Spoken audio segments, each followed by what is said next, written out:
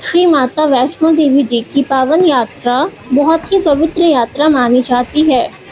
ऐसा माना जाता है कि माता रानी, जो कि मुँह मांगी मुरादें पूरी करने वाली देवी हैं, वो अपने भक्तों की हर इच्छा पूरी करती हैं। माता रानी का बुलावा आते ही लाखों भक्त यहाँ अपनी मुरादें पूरी करने आ जाते हैं। हम भी बाणगंगा चेक पोस्ट को पार करके माता रानी के भवन की तरफ निकल गए। यहाँ से माता रानी के भवन की दूरी लगभग 13 किलोमीटर है। माता रानी का ये दिव्य दरबार जम्मू के कटरा शहर में स्थित है। यहाँ माता रानी त्रिकुटा पर्वत पर विराजमान है। यहाँ पर हमें माता रानी की मूर्ति दिखाई देती है, जो कि हमें आध्यात्मिक शक्ति का प्रदान कराती है। बाणगंगा चेक पॉइंट से अर्धकुमारी तक की चढ़ाई थोड़ी ज़्यादा कठिन है, क्योंकि ये ज़्यादा खड़ी चढ़ाई है। हम भी इस कठिन चढ़ाई में सुंदर नज़ारों को देखते हुए भवन की तरफ निकल गए।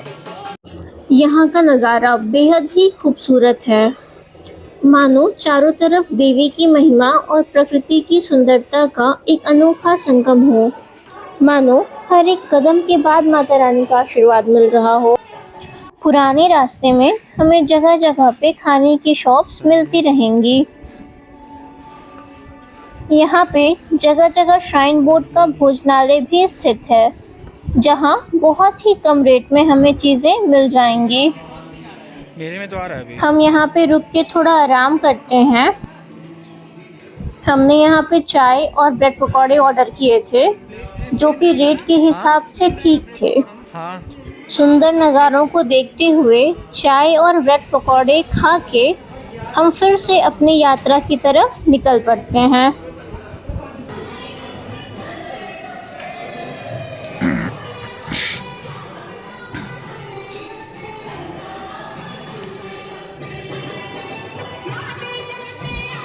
हम लगभग 5 घंटे चल के माता रानी के दरबार पहुंचते हैं, जो कि बेहद खूबसूरत है, जहां पहुंच के मन को एकदम शांति ही शांति मिली। रात के अंधेरे में ये भवन और भी खूबसूरत लगता है। माता रानी के दर्शन के बाद हम भैरव जी की यात्रा के लिए निकल गए। कहते हैं कि भैरव जी के दर्शन के बिना माता जी का दर्शन अधूरा है। भैरव घाटी जाने के लिए हमने रोपवे का उपयोग किया।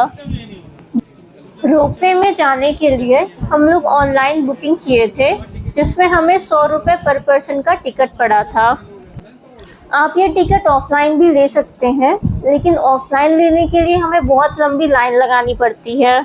अगर हम ऑनलाइन टिकट कराए रहेंगे तो लाइन में लग के हमें जल्दी ही रोपवे मिल जाएगी। ऑनलाइन टिकट कराने के बाद भी हमें लगभग 1 से 1.5 घंटे रोपवे की लाइन में खड़े रहना पड़ा था। अगर आप ऑफलाइन टिकट लेने के लिए सोच रहे हैं तो यहाँ आपको और भी टाइम लग सकता है। तो मेरा सजेशन ये है कि आप रोपवे की ऑनलाइन टिकट करा के ही दर्शन के लिए जाएं। काफ़ी देर इंतज़ार करने के बाद अब हम भी रोपवे से भैरव घाटी की तरफ निकल पड़ते हैं। जब हम रोपवे से चल रहे थे तब मेरे दिल में एक अनोखी सी खुशी और उत्साह था। रोपवे के साथ साथ हमने नीचे की घाटी को देखा, जिसमें हरियाली और फूलों का सुंदर नज़ारा था। जब हम भैरव जी के पास पहुँचे तो हमने उनकी पूजा की और उनसे आशीर्वाद लिया। ये अनुभव मेरे लिए बहुत ही अद्भुत और भक्ति से भरा था। यहाँ का सुंदर नज़ारा मानो हमें स्वर्ग की झलक दिखला रहा हो। भवन पहुँच के एक बार फिर से भवन को निहारते हुए, वहाँ की भक्ति को महसूस करते हुए हम नीचे आ गए। इस यात्रा के दौरान मैंने अपने जीवन की कई बातें समझी और अपने आप को और भी मजबूत और सकारात्मक पाया। ये यात्रा मेरे लिए एक बहुत ही अनमोल अनुभव थी। नीचे पहुँच के हमने होटल में आराम किया और फिर निकल पड़े हम आगे की जर्नी के लिए। चलिए मिलते हैं नेक्स्ट वीडियो में, तब तक के लिए बाय बाय।